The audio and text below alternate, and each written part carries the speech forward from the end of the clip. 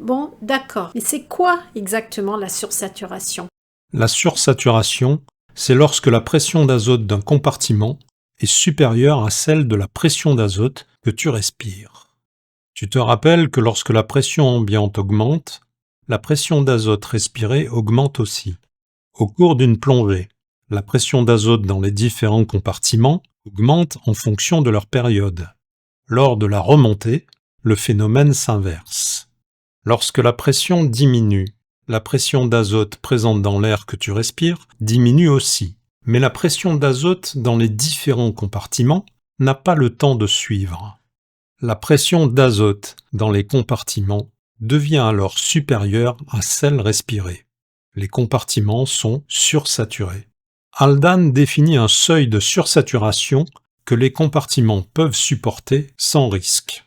Il faut éviter que la pression d'azote dans un compartiment, quel qu'il soit, ne dépasse ce seuil. C'est pour cette raison que ce seuil est souvent appelé critique. Haldane utilise le même seuil de sursaturation critique pour tous les compartiments. Au fil des études, les chercheurs qui lui succèdent vont ajuster ce seuil pour chaque compartiment. Ils démontrent que les compartiments courts peuvent supporter une pression d'azote plus élevée que ceux à période plus longue. Par la suite, grâce aux travaux de l'US Navy, ces seuils deviendront dépendants de la profondeur et seront appelés M-values.